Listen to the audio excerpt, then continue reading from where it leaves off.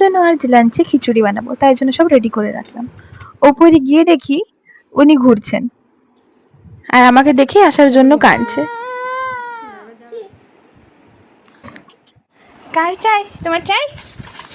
চাই? তুমি খুশি হয়েছো? খেলনাটা দেখে খেলা খুশি করে হয়েছো? ঘুমিয়ে গেল।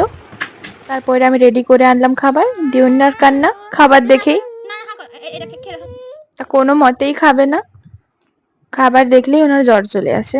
আর এটা আমার একদম ডেলি হয়ে গেছে রুটিন, যে ওকে আমাকে যুদ্ধ করেই খাওয়াতে হবে।